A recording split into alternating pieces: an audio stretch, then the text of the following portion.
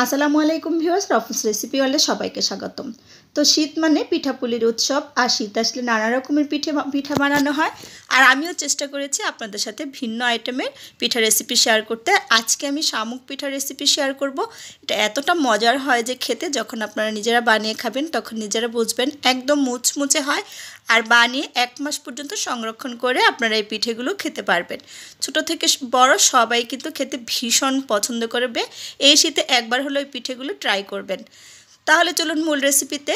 তো শামুক পিঠা বানানোর জন্য ডো রেডি করতে হবে। তার জন্য চুলাতে প্যান বসিয়ে আমি এখানে 4 কাপ পানি দিয়ে দিচ্ছি। আমি যে কাপটা নিয়েছি সেই একই কাপ দিয়ে মেপে চালের গুঁড়া নিয়ে নিব 4 কাপ। তো 4 কাপ পানি দিয়ে দিয়েছি। এখন দিয়ে দিচ্ছি স্বাদ মতো, মানে অল্প একটু লবণ দিয়ে দিচ্ছি। আর দিয়ে দিব এখানে 1 টেবিল চামচ পরিমাণ রান্নার তেল। ঢাকা দিয়ে এটা জাল করে নেব 3 থেকে 4 মিনিট। বলক ওঠার পর 3-4 মিনিট পানিটা খুব ভালোভাবে ফুটিয়ে নিয়েছি। অবশ্যই খুব সুন্দর করে পানিটা ফুটিয়ে নেবেন। এখন আমি এখানে 4 কাপ চালের গুঁড়া দিয়ে দিচ্ছি।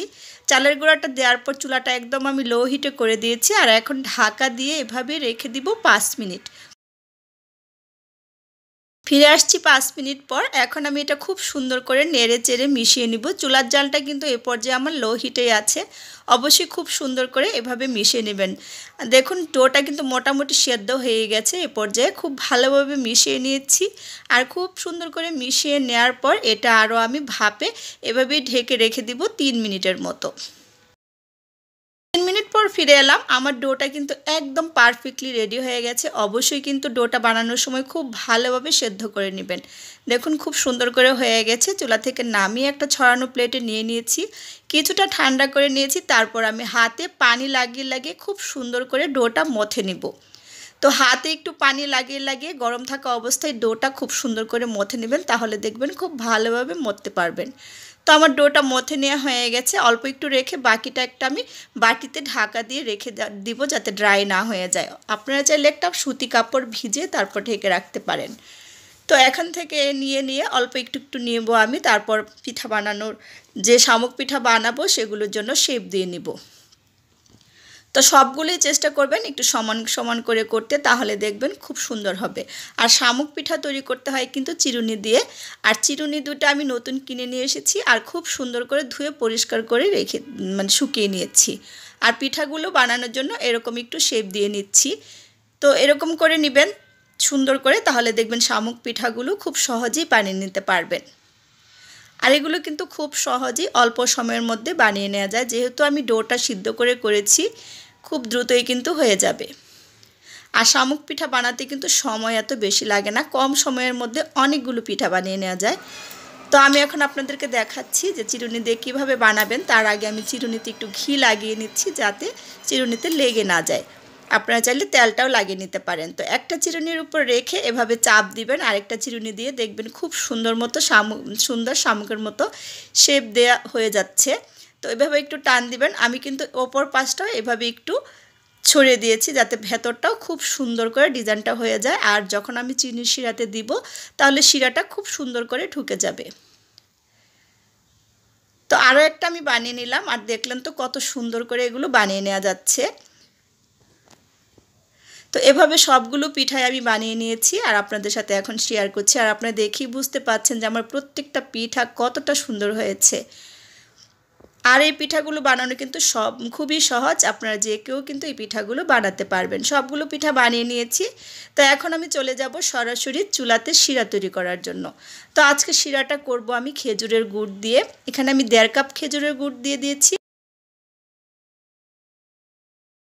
1.5 কাপ দিয়ে দিয়েছি খেজুরের গুড়, আর 1.5 কাপ দিয়ে দিব পানি।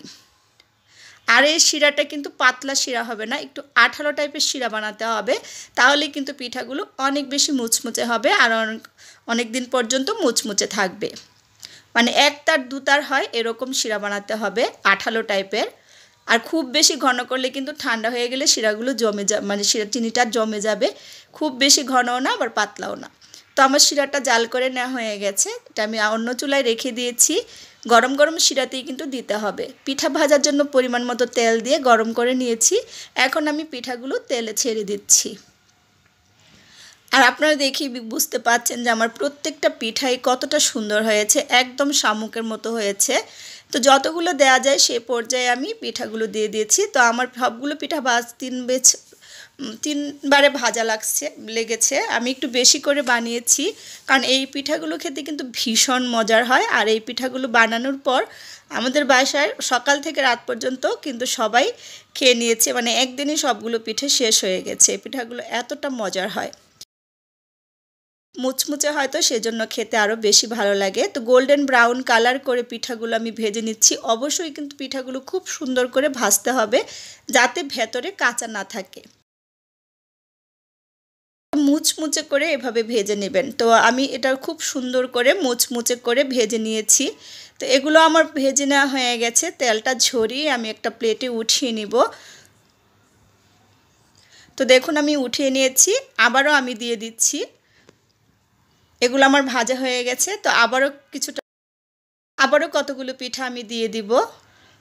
তো একবারে বেশি করে চাপাচাপি করে দিতে যাবেন না, তাহলে কিন্তু ভেঙে যেতে পারে। আর এই পিঠাগুলো 2-3 মিনিট পরেই কিন্তু তেলে দেওয়ার পর শক্ত হয়ে যায়, পরে আর ভাঙার কোনো সম্ভাবনা থাকে না।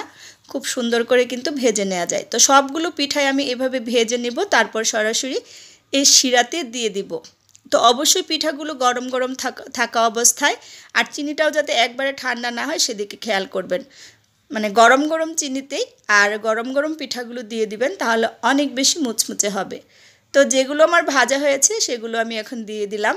এগুলো চিনির শিরাতে খুব সুন্দর করে আমি এভাবে গড়িয়ে নিব পিঠাগুলো।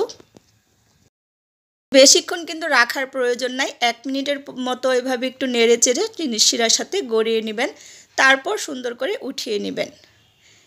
1 মিনিটের মধ্যেই দেখবেন খুব সুন্দর করে পিঠাগুলো ভিজে গেছে, একদম ভেতর পর্যন্ত চিনিটা ঢুকে যাবে, যেহেতু গরম গরম আছে। তো এগুলো আমি উঠিয়ে নিব, তারপর বাকিগুলো আমি একই পদ্ধতিতে শিরাতে সুন্দর করে গড়িয়ে নিব। তো আশা করি আমার আজকের রেসিপিটা আপনাদের ভালো লেগেছে। ভালো লাগলে আমার পেজটা ফলো দিয়ে রাখবেন, বেশি বেশি করে ফ্রেন্ডস ফ্যামিলির সাথে শেয়ার করে দিবেন। আর যে যেখান থেকে দেখছেন অবশ্যই কমেন্টস করবেন, আর কে কীরকম পিঠা রেসিপি দেখতে চান আমাকে কমেন্টস করে জানাবেন, আমি চেষ্টা করব শেয়ার করতে। তো বাকি পিঠাগুলো এভাবে আমি ভেজে ভেজে শিরাতে গড়িয়ে গড়িয়ে উঠিয়ে নেব। তো আমার সবগুলো পিঠা ভেজে শিরাতে গড়িয়ে নেওয়া হয়ে গেছে, এখন আপনাদের সাথে পরিবেশন করছি। আর আপনারা দেখে বুঝতে পারছেন যে পিঠাগুলো কতটা সুন্দর হয়েছে, আর পিঠার ডিজাইনটাও এত সুন্দর হয়েছে, আর খেতেও ভীষণ মজার, একদম মুচমুচে। অবশ্যই কিন্তু এই পিঠাগুলো বানানোর সময় একটু বেশি করে বানাবেন, না হলে কিন্তু খেয়ে আফসোস মিটবে না, এতটা মজার হয়। আমি একটা ভেঙেও দেখাচ্ছি যে কতটা মুচমুচে, একদম গুঁড়ো গুঁড়ো হয়ে যাবে এরকম। আশা করি আমার রেসিপিটা ভালো লেগেছে। ভালো লাগলে আমার চ্যানেলটা সাবস্ক্রাইব করে পাশে থাকা বেল আইকনটা ক্লিক করে দিবেন। তো আজকের মতো বিদায় নিচ্ছি, আবারও দেখা হবে নতুন কোনো রেসিপি নিয়ে। আল্লাহ হাফেজ।